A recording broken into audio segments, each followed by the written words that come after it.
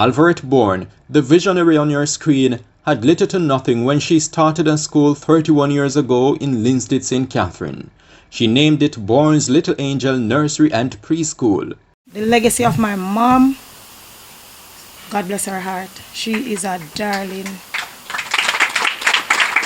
She is a darling. So she was the first nursery to be open in Linstead. First nursery. They still had basic schools, but Bourne's Little Angel was the first nursery. The school is now being run by her daughter Salome Bourne-Gordon and son-in-law Talbert Gordon, of course propped up by their capable members of staff. Bourne-Gordon, during a recent ceremony, reflected on her mother's journey, one of sacrifice and sheer determination, not only in establishing the school, but also in her personal life. If she didn't have meat, she would crush some chocho and cook some dumpling and put tomato and onion in there, because they always have onions at the side of the kitchen. So you would always have something to eat. My mom started LPT and she had holes in her shoe and she started Bourne's. Going to prayer meeting, she always wear a long skirt, because if she kneels down to pray, when you go to church then, you'd have to kneel at the altar to pray. So you have to, your foot is upwards. So the cardboard will be showing, because every time you get wet, she changed the cardboard and it's going to be showing. So she always wear a long skirt, so it covers the back of her feet. And I was going to St. Catherine High School and I was slick going to school. My mom had holes in the back of her shoe and she started with one student. Bourne-Gordon vowed to protect the legacy established by her mom, who now lives abroad. My mom is unable to be here, but she has been online. She's on the phones and she's grateful. She migrated. But I want to keep up her legacy. And because it's children, it's not just keeping up her legacy like a shopper or whatever. It's children. So even though, yes, I do other stuff from time to time, I try to make your own little money, but the legacy of my mom, God bless her heart. A closer look at the history of the school shows that Alvareth Bourne started it in 1991 at Rosemount District in Linstead, St. Catherine. At that time, it had only one student and one caregiver. 3 years later, the institution relocated to the premises on your screen at 3 Recreation Drive in Uoton, St. Catherine. Its student population had grown from 1 to 3. In 2004, the then Bourne's Little Angel Nursery and Preschool returned to its hometown of Linstead, albeit at a different location there. At that time, it was catering to only 6 children. Over the years, the school has grown remarkably, from 1 to now 100 students. It is now being housed at 2 different locations, 40 King Street in Linstead as well as Sunnyside District on the outskirts of Linstead. The school also moved from being casually operated to becoming certified in 2018 by the Education Ministry's Early Childhood Commission. That certification didn't come easily, partly because the Commission's members of staff, though encouraging, were rightfully painstaking in their assessments. We worked hard to be certified. My husband talked about Miss Smith. Miss Smith, thank you. Thank you for the tough days. No, if you're not hard sometimes on people, it seems away. But because of her, I say, Miss Gwem, I'm going to get the 100. I'm going to get the 100. So yes, you're not supposed to let down that guard. Yes, still being hard because it is for better. Because maybe somebody take your hard and they don't push, but I took it and I pushed. And the Linstead branch got certified. Bourne-Gordon also recalled that the inadequacy of space was a stumbling block in the school's bid to becoming certified. In an effort to remedy that situation, a request for assistance was written to the internationally renowned charity organization Food for the Poor. It took a while for Bourne-Gordon to get the positive response she needed, but her wait would later bear out the accuracy of the saying, "Good things come to those who wait." Good things for Bourne-Gordon came in the form of a brand new school building at the school's location in Sunnyside District. When they got the call to say, we found a donor and they're coming to build that time, and we're coming to whatever. Me go to church to testify, I reach late. Somebody gave me the space, and when I said it, I said, Lord, you know everything. And I couldn't believe it, and I cried and I said, God, I thank you. The school, which was handed over to Bourne-Gordon during a ceremony on August 18, 2022, has been given a slightly different name. The surname Gordon has been injected, now making the institution Bourne-Gordon's preschool and kindergarten. The new school was built through the collaborative effort of different people and charity organizations, including Food for the Poor Jamaica. Throughout the years, we've constructed more than 150 basic school buildings, thus providing more comfortable space and additional educational resources for students. Bourne-Gordon's preschool and kindergarten is the 37th school constructed in partnership with Food for the Poor Canada. Today's handing over represents a continuation of our mandate to help our nation's children achieve their full potential, and none of this would have been possible without the Almighty God and our generous donors. Another of the charity groups that helped to build the institution of learning is Helping Hands Jamaica Foundation, whose manager on the island is Natasha Browder. The organization she represents is based in North America and was founded by Jamaican native Carl Hale. We are here today in Linstead, dedicating our 25th school build. The foundation has been in existence for 16 years. In the last 12 years, we have built about 14 schools. We have 50 other projects around Jamaica, smaller projects, water systems, playgrounds, new libraries, things that are needed in the community. We are a small volunteer board in Canada, mostly made up of expats.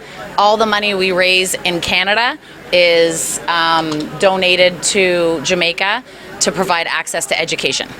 A major sponsor of the new school is also Kisco Products, owned by the Josephs family, originally out of Jamaica. The company, which now operates mainly in Canada, was started in Jamaica by Glenore Josephs and her late husband Leslie Josephs. Glenore, with her son Mark Josephs by her side, had wise words for the children as well as others who will benefit from her family's generosity. We believe in giving back because the Lord has blessed us bountifully and we are to bless others. My late husband always told his children, just remember, each one is your brother. And that's what we're here for. So children, here you are. Just remember, you can be anything in this world. You can be Prime Minister. You can be teacher. You can be MP. You can be Usain Bolt or Shelly Ann. So important thing is just make the right choices. It's not always easy because you'll have others persuading you to do otherwise. But just make the right choice. And always be thankful. Show gratitude all the time because you are blessed. With the team and the funds that have been raised and the labor, all the people that came up from Canada and everything to participate, is creating the right environment for the children to be able to flourish. And so we hope that it will be used well. And then teachers, you're the ones that really help to create that environment for them to learn, okay? You're the ones that are there to love on them, to encourage them. Another stakeholder that contributed towards construction of Bourne-Gordon's preschool and kindergarten is the estate of Jamaican-born Cicely Sinclair Cupidor and her husband Rupert Cupidor. All donors got a special gift from the recipients of the new school. They also got praises from Tanisha Miller, Community Relations Manager of the government's Early Childhood Commission. On behalf of the Early Childhood Commission, I would love to express gratitude to the generous donors, Kisco Products, Helping Hands Jamaica Foundation, and the 28 volunteers from Food for the Poor Jamaica and Canada. Your commitment to enhancing children's future through generous investment in infrastructure will undoubtedly alter the lives of the students and staff. It is an inherent right for every child to attend a decent school and receive quality education, an institution that is well equipped to cater for the needs of every child.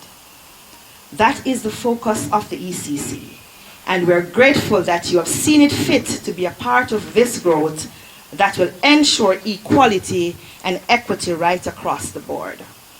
Jamaica is a great country bestowed with beautiful landscape, rich history, intelligent people, and a big potential for development. Our country can be greater if more investments and donations are channeled to early childhood institutions. Once this happens, it shows that people understand what it means to get it right from the start. We at ECC are fully committed to uphold and further advance a long-term, stable, and mutually beneficial relationship with all of you as our partners. Miller also commended the school for having what is known as a Brain Builder Center, which she said caters to children 3 months old to 3 years old free of cost. She also encouraged the operators of Bourne-Gordon's preschool and kindergarten to continue ensuring that they maintain standards governing early childhood institutions, ECIs. We can clearly see where at least 2 of the 12 legal operating standards of the Early Childhood Commission have come into play. Standard 4, it speaks to physical environment. Early childhood institution having a physical environment that meets building, health, and safety requirements in allowing adequate space for children to facilitate development. And Standard 8, safety. ECI provides safe indoor and outdoor environments for children, staff, stakeholders, and visitors to the institution. Standard 4 states that a well-designed and maintained building, of course like this one, it supports programs, activities, by ensuring efficient and optimal use of a facility in a comfortable and secure way. Your contribution this afternoon will go a far way in ensuring that these requirements are met, and it now depends deeply on the operators, Mr. and Mrs. Gordon, to ensure that the requirements are kept, and I hope that the building will be maintained, well kept, as you conduct your day-to-day operations.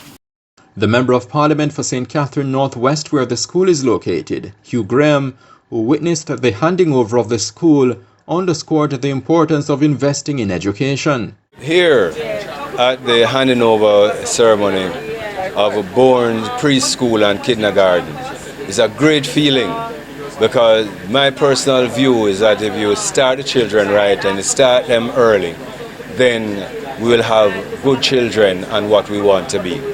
And as you're aware, that education is one sure way out of poverty.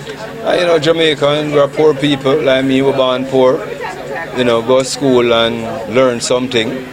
We'll get you there. Even if you want to be a DJ or a selector, you still have to learn. If you want to learn music, you have to learn about bars and things. So no matter what you do, education feature in it. So if you start to use them from early like here, it will be good for us. And the police, them have less work, because as you know, we are struggling on that side too. So we really need to invest in the children. So I would say all the parents who wants to bring their young preschoolers and kindergarten age children here, I would encourage them.